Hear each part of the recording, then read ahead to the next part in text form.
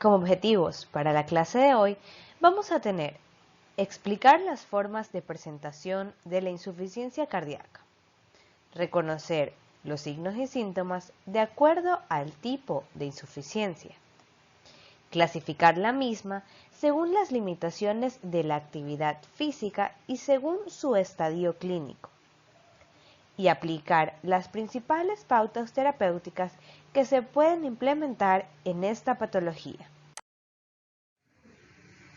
Para entender esta patología tan compleja, vamos a empezar por la definición de la misma. La insuficiencia cardíaca resulta de un conjunto de anormalidades del corazón, ya sean estructurales o funcionales, que se presentan como cardiomegalia, un tercer ruido, anomalías en el electrocardiograma o incluso como concentraciones elevadas de los péptidos natriuréticos, a lo que se suma signos característicos como disnea o fatiga o también taquicardia, taquipnia o hepatomegalia, y síntomas típicos como edema, crepitantes pulmonares, disnea que puede presentarse en el ejercicio o en reposo. Recordemos que en la insuficiencia cardíaca el corazón se encuentra fatigado, por lo tanto, la eyección ventricular puede llegar a ser insuficiente y bajar el gasto cardíaco. Dentro de las causas que generan insuficiencia cardíaca, tenemos los trastornos de la contractilidad, que están dados por la miocardiopatía dilatada o la miocarditis aguda, e incluso la cardiopatía isquémica. El aumento de la poscarga, como se da en la hipertensión arterial sistémica o incluso en la pulmonar, en la coartación de la aorta o en la estenosis de las válvulas sigmoides. En cambio, en el aumento de la precarga, se da por la insuficiencia de las válvulas auriculoventriculares o de las válvulas sigmoides y aquellas situaciones que me pueden generar hipervolemia. Y cuando hay en cambio una disminución de la precarga es porque hay una estenosis de las válvulas auriculoventriculares, así como también la miocardiopatía hipertrófica o la miocardiopatía restrictiva, o lo contrario al aumento de la precarga, aquellas situaciones que me generan hipovolemia.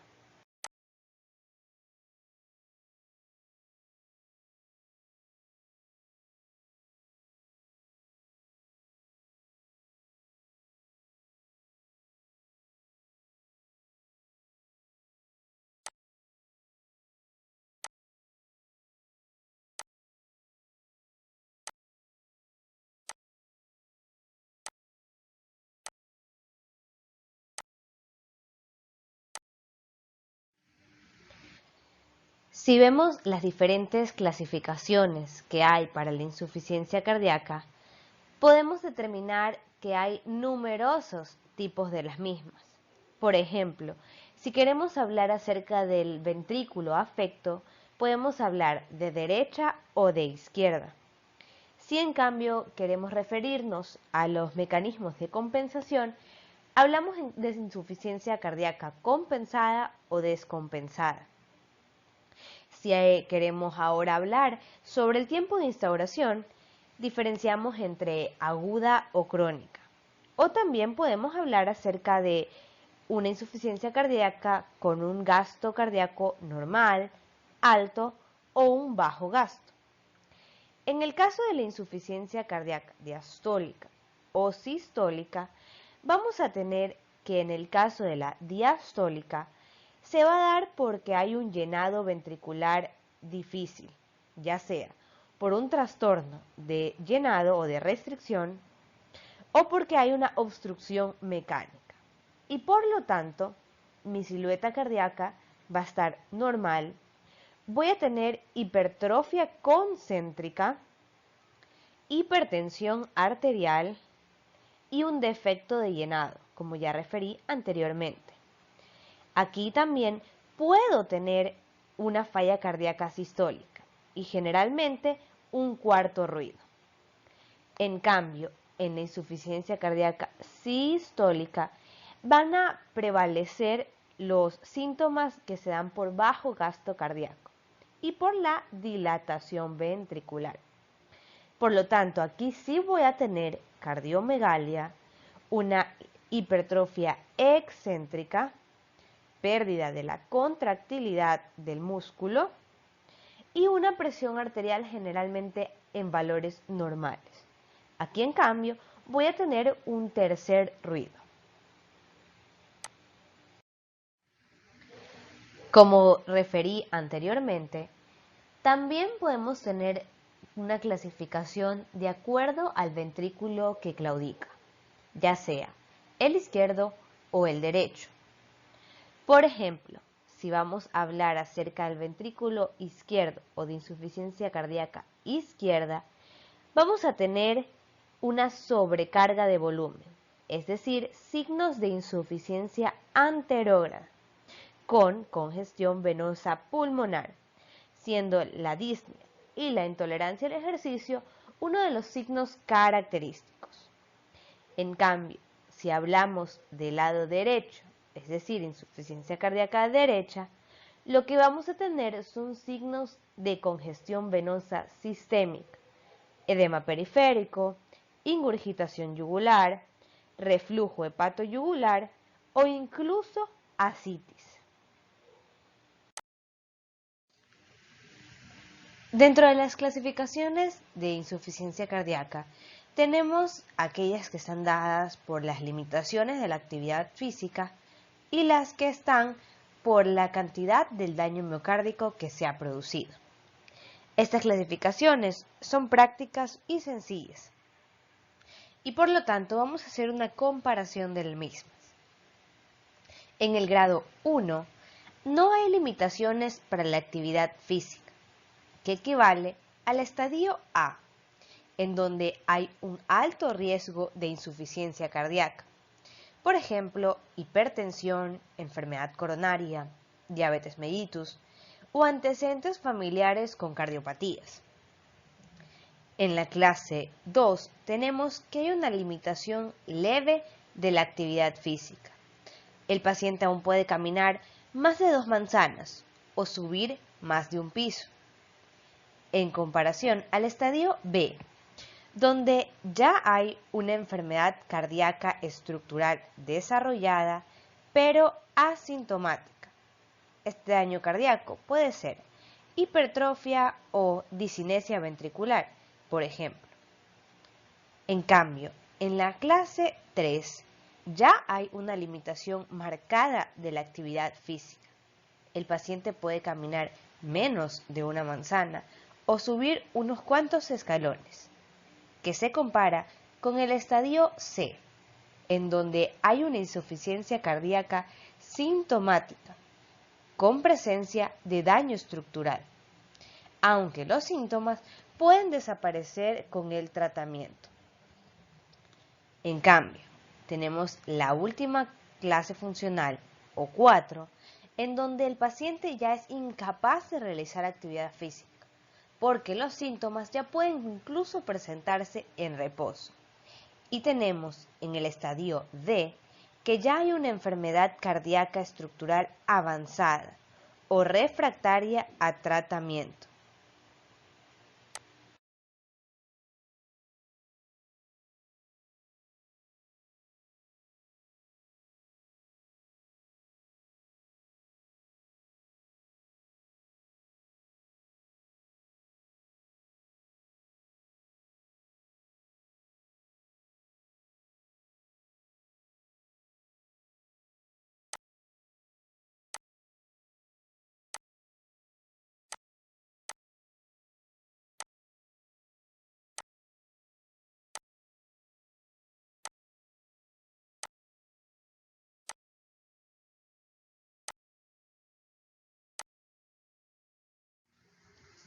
Una vez que tengamos la sospecha de insuficiencia cardíaca, debemos realizarle a este paciente un electrocardiograma con 12 derivaciones, una radiografía simple de tórax, el ecocardiograma que me revele el grado de disfunción ventricular, ya sea sistólica o diastólica, con un Doppler que me valore la fracción de eyección. Le sumamos a esto los criterios diagnósticos de Framingham, donde tenemos como criterios mayores a la disnea paroxística nocturna, ingurgitación yugular, estertores, cardiomegalia, edema agudo de pulmón, la presencia de un tercer ruido y aumento de la presión venosa, reflujo hepatoyugular. Como criterios menores, recordemos que no deben ser atribuibles a otra causa. Vamos a tener el edema malleolar, tos nocturna, disnea de esfuerzo, derrame pleural, taquicardia más de 120 latidos por minuto o disminución de la capacidad vital del pulmón. Y como criterio no definido, ya sea mayor o menor, hay una pérdida de peso superior a 4.5 kilogramos en 5 días en respuesta al tratamiento instaurado. Para el cumplimiento del tratamiento debemos plantearnos 4 objetivos.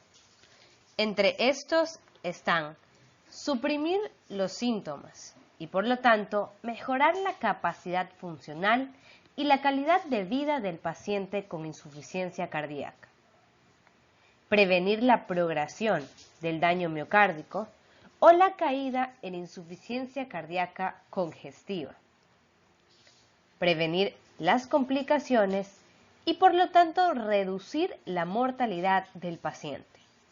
Vamos a ver más adelante cómo logramos que se cumplan estos 4 objetivos propuestos.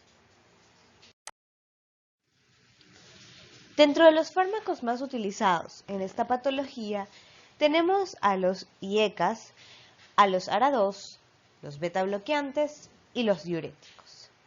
Y vamos a entender la función que cumple cada uno de estos. Para el primer grupo, los inhibidores de la ECA o los ARA2 son aquellos que deben ser utilizados en todos los pacientes que tengan disfunción sistólica ventricular con o sin síntomas, y se debe iniciar el tratamiento a dosis bajas hasta alcanzar la dosis requerida. Estos van a mejorar la tasa de reinfarto, la rehospitalización y la mortalidad. El más utilizado a nivel de IECAS es el captopril y solo se cambiará a ARA2 en caso de que esté contraindicado el primero. Para los beta bloqueantes, que deben ser utilizados en conjunto con el primer grupo, se debe utilizar cuando ya hay una función sistólica deprimida. Los más utilizados son el bisoprolol, el carvedilol y el metoprolol. Estos incrementan la fracción de eyección, enlentecen la progresión y mejoran la clase funcional y por lo tanto la sintomatología, la calidad de vida y la mortalidad.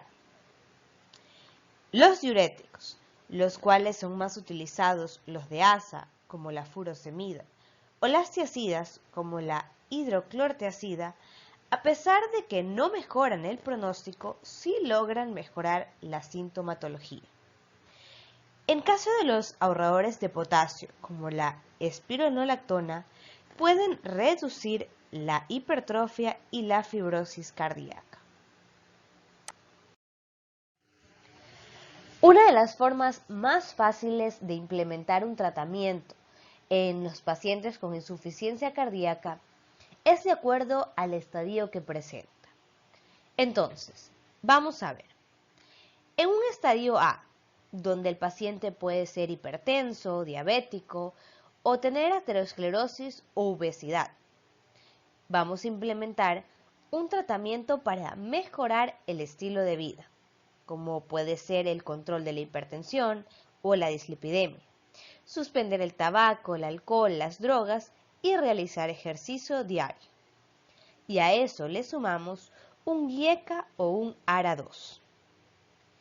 En caso de un estadio B, donde hay un daño estructural al corazón, pero sin síntomas, vamos a implementar el mismo cambio de estilo de vida y le sumamos un IECA y un betabloqueante. En el estadio C, tenemos que son aquellos pacientes que ya tienen un daño estructural y presentan síntomas como disnea o fatiga. Lo que vamos a hacer aquí es el mismo cambio del estilo de vida y le sumamos la restricción de sal. Y vamos a tener que farmacológicamente estos pacientes deben recibir un IECA o bien un ARA2 más un betabloqueante más diuréticos. En ciertos pacientes es necesario también utilizar digitálicos o hidralazina con nitratos. En el estadio D, que es un paciente con sintomatología marcada, incluso en reposo, se debe considerar lo mismo que en el estadio A, B y C, más todos los medicamentos que se utilizaron, IECA o ARA2, betabloqueantes, diuréticos, y le sumamos el uso crónico de inotrópicos, o en el caso de que se pueda realizar un trasplante cardíaco. Es importante que en todo paciente con insuficiencia cardíaca se determinen aquellos síntomas de gravedad y que me pueden aumentar la tasa de mortalidad.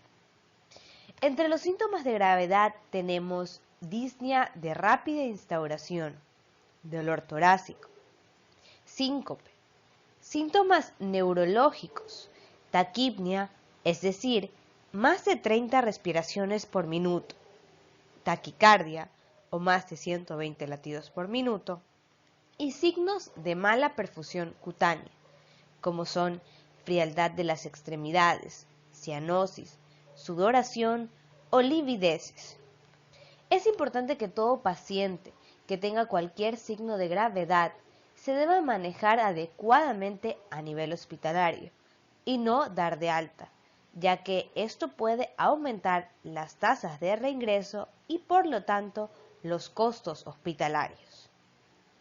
Dentro de los signos de mortalidad tenemos que el paciente tenga una clase funcional avanzada, que la fracción de eyección esté disminuida, es decir, en un menos de 35%, que la etiología de la insuficiencia cardíaca haya sido isquémica, que al realizar una ergometría haya un bajo consumo de oxígeno y que tenga presencia de taquicardia ventricular no sostenida en el Holter.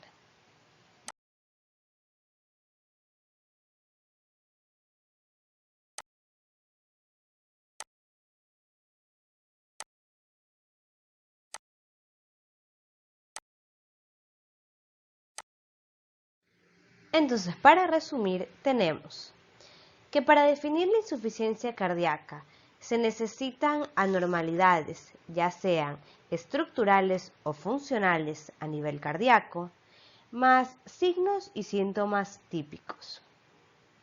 En la insuficiencia cardíaca izquierda hay signos de congestión pulmonar, mientras que en la insuficiencia cardíaca derecha hay signos de congestión sistémica. Es importante valorar tanto los criterios de gravedad como de mortalidad para así evitar las tasas de reingreso y los gastos hospitalarios excesivos. Y es necesario el uso de IECAS en todos los pacientes con insuficiencia cardíaca y a medida que avanzan los estadios, sumar betabloqueantes o diuréticos.